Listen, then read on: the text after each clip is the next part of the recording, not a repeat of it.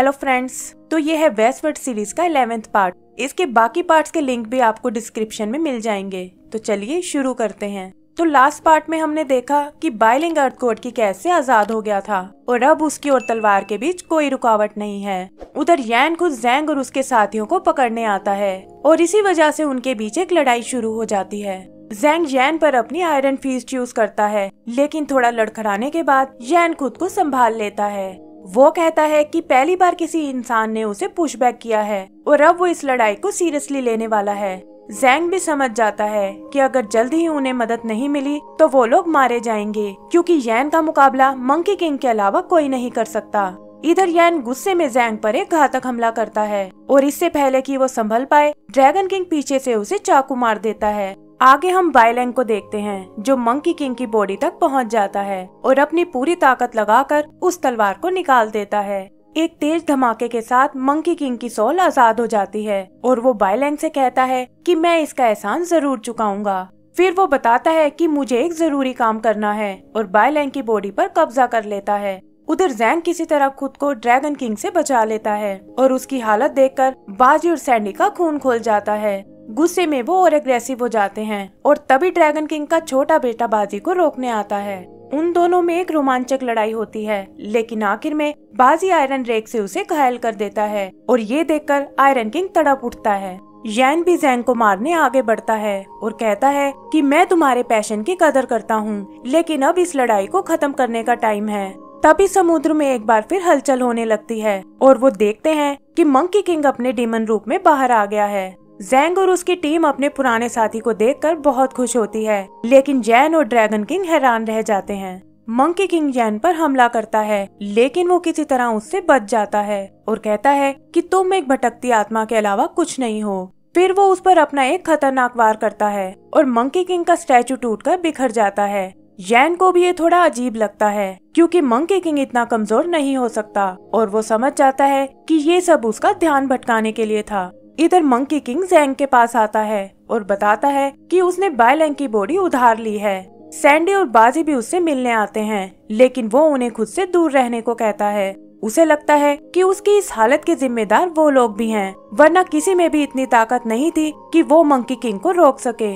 वो ज़ैंग पर इल्जाम लगाता है कि अगर आपने उस दिन बैंड टाइट नहीं किया होता तो मैं हेवन और डाइशिटियान को बर्बाद कर सकता था। वो ज़ैंग से पूछता है कि आखिर आपने मेरा भरोसा क्यों नहीं किया और अब आप यहाँ क्या लेने आए हो। ज़ैंग कहता है कि मैं यहाँ तुमसे माफी मांगने आया हूँ, क्योंकि मुझे अपनी गलती का एहसास हो गया है। ये कहते ही उसकी आंखें भर आती हैं और अपने मास्टर को रोता देख मंकी किंग का गुस्सा भी शांत हो जाता है। वो भी ज़ैंग से माफी मांगता है और कहता है कि मेरे दिल में आपके लिए कोई नाराजगी नहीं है और हमें पुरानी बातों को भूल जाना चाहिए। फिर वो यैन को सबक सिखाने को कहता है, लेकिन ज़ैंग को लगता है कि बाइलैंग की बॉडी ये सब नहीं झेल पाएगी। तब मंकी किंग कहता है कि दुश्मनों के लिए उसकी 1% पावर ही काफी है और यैन को लड़ाई के लिए चैलेंज करता है। यैन उसे अपनी लास्ट मीटिंग याद दिलाता है और कहता है कि अपनी पूरी पावर के साथ भी तुम मुझे मैच नहीं कर सकते। मंकी किंग बाजी और सैंडी को मास्टर का ध्यान रखने को कहता है और ज़ैंग उसे उसके असली रूप में इमेजिन करता है। फिर मंकी किंग अपनी वानर सेना को बुलाता है, लेकिन यैन देखता है कि ये भी रॉक मॉन्स्टर की तरह उसकी एक ट्रिक थी। आगे हम उन दोनों में एक अमेजिंग लड़ाई देखते हैं और समझ आता है कि क्यों ये दोनों इस दुनिया के बेस्ट फाइटर्स हैं। मंकी किंग उससे अपनी मौत का बदला लेना चाहता है, लेकिन यैन कहता है कि आज तुम अपने साथ साथ बाइलैंग की जान भी गंवाने वाले हो। दोनों अपनी पूरी ताकत लगाते हैं, लेकिन कोई भी हार मानने को तैयार नहीं होता। इधर ड्रैगन किंग अपने बेटे को देखता है, जो अपनी आखिरी सांसें ले रहा है और वो ज़ैंग और उसके साथियों से बदला लेने की कसम खाता है। वो कहता है कि मेरे इलाके में आकर तुम लोगों ने मेरे ही बेटे को मार डाला और अब तुम जिंदा यहाँ से नहीं जा सकते। बाजी भी ये सुनकर उसे चुनौती देता है और कहता है कि हम भी बुराई को जड़ से मिटाना चाहते हैं। ड्रैगन किंग उन्हें डराता है कि उसके पास अभी भी बहुत सारे योद्धा हैं और ज़ैंग कहता है कि अगर ऐसा है तो तुम अभी तक क्यों रुके हुए हो।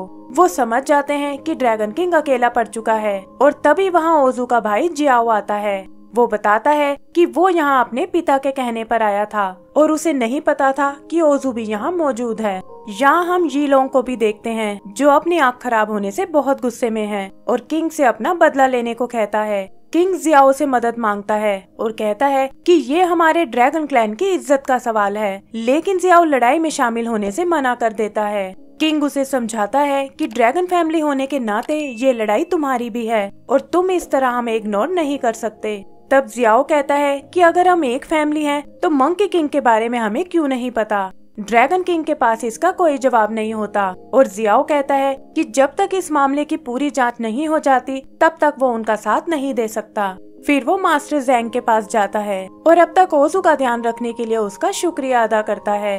वो बताता है कि अब मैं ओजू को वापस ले जा रहा हूँ ताकि ड्रैगन कोर्ट में इसके जुर्म की सजा दी जा सके। ये सुनकर ज़ैंग चौंक जाता है और कहता है कि ओजू कभी अपने क्लैन में वापस नहीं जाना चाहता था और तुम इसे जबरदस्ती नहीं ले जा सकते। जियाओ कहता है कि ओजू को बचपन से ही झूठ बोलने की बहुत आदत है और आपको इसकी बात को सीरियसली नहीं लेना चाहिए। तब ज़ैंग अपना अगला पैंतरा आजमाता है और कहता है कि उसके ऊपर गुआन का लगाया एक ऐसा स्पेल है जिसे सिर्फ वही हटा सकता है, लेकिन जियाओ बताता है कि उनके यहाँ काफी सारे जादूगर हैं जो इस स्पेल को तोड़ सकते हैं। बाजी और सैंडी को लगता है कि अब मास्टर के पास कोई ऑप्शन नहीं है, लेकिन ज़ैंग एक आखिरी चाल चलता है। वो कहता है कि 16 साल से मैंने ओजू पर बहुत खर्चा किया है और मुझे मेरा सारा पैसा अभी वापस चाहिए। जियाओ कहता है कि आपको आपके पैसे मिल जाएंगे, लेकिन ज़ैंग जिद करता है कि पैसे दिए बिना वो ओजू को नहीं जाने देगा। तभी जियाओ उसके हाथ पर ढेर सारा गोल्ड रख देता है और ज़ैंग का ये प्लान भी फेल हो जाता है। जियाओ उन सबसे अलविदा लेता है और ओजू को लेकर वहाँ से चला जाता है। ज़ैंग को भी लगता है कि ये सब शायद उसके भले के लिए है और वो बाजी से गोल्ड को संभाल कर रखने को कहता है। फिर ज़ैंग वहाँ बैठकर प्रेयर करने लगता है और कहता है कि मंकी किंग के आने तक हमें वेट करना होगा। ये लोग उन्हें रिलैक्स करता देख उन पर हमला करने को कहता है, लेकिन किंग को लगता है कि वो यहाँ से नहीं भाग सकते क्योंकि हेवन की आर्मी ने उन्हें घेर लिया है। ये लोग और इंतजार नहीं करना चाहता, लेकिन किंग कहता है कि हमें अपना बदला लेने का मौका जरूर मिलेगा। उधर मंकी किंग और यैन की फाइट अभी भी चालू है और ऐसा लगता है जैसे यैन मंकी किंग पर भारी पड़ रहा है। वो अपनी स्टिक को बड़ी बनाकर यैन पर हमला करता है, लेकिन देखता है कि इससे उस पर जरा भी असर नहीं हुआ।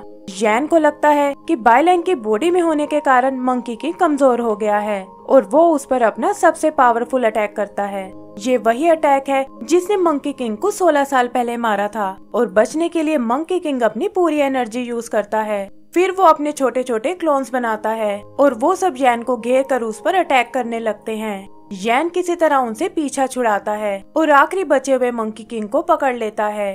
वो कहता है कि छोटे साइज का होकर भी तुम मुझसे नहीं बच सकते और उसकी बात सुनकर मंकी किंग अपनी डीमन फॉर्म में आ जाता है। वो कहता है कि तुम शायद यही चाहते थे और उस पर एक जोरदार हमला करता है। यैन खुद को बचाने की कोशिश करता है, लेकिन मंकी किंग मार मार कर उसे जमीन में दबा देता है।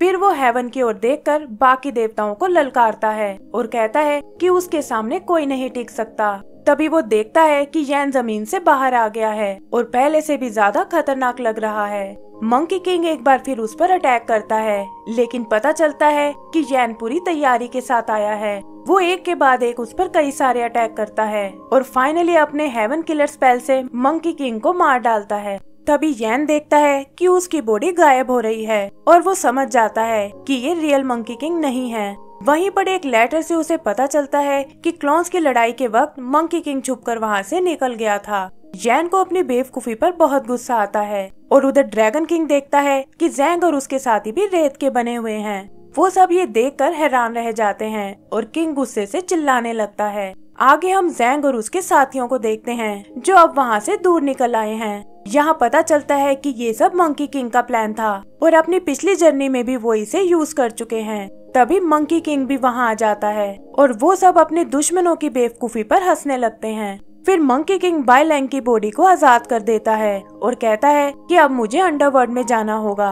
वो उन सबको जर्नी पर अपना ध्यान रखने को कहता है और अलविदा कहकर वहाँ से चला जाता है। बाइलैंग को भी होश आ जाता है और वो पूछता है कि आखिर मंकी किंग कहाँ चला गया। तब ज़ैंग बताता है कि उसकी सोल अंडरवर्ल्ड में वापस चली गई है क्योंकि ज्यादा देर इस दुनिया में रहने पर वो करप्ट हो सकती है। बाइलैंग पूछता है कि अब हम उससे दोबारा कब मिल सकते हैं और ज़ैंग बताता है कि जरूरत पड़ने पर वो हमें मिलने जरूर आएगा। फिर ज़ैंग उसके बैंड को बाहर निकालता है और कहता है कि अब मुझे इसकी कोई जरूरत नहीं है और उसे पानी में फेंक देता है। आगे वो उन सबको जर्नी के लिए तैयार होने को कहता है और तभी बाजी नोटिस करता है कि सूत्रा का चमकना बंद हो गया है। वो लोग टोकरी को खोलकर देखते हैं और पता चलता है कि सूत्रा की फ्लेम बुझ चुकी है। जैंग कहता है कि शायद ये मर चुकी है और ये सुनकर बाइलैंग रोने लगता है। तभी वो देखते हैं कि सूत्रा उजी की फॉर्म में उनसे मिलने आई है और इसी के साथ हमारा ये पार्ट भी खत्म हो जाता है। तो दोस्तों, इसका अगला पार्ट देखने के लिए प्लीज हमारे चैनल को सब्सक्राइब करें और बेल आइकन दबाना ना भूलें। Thank you.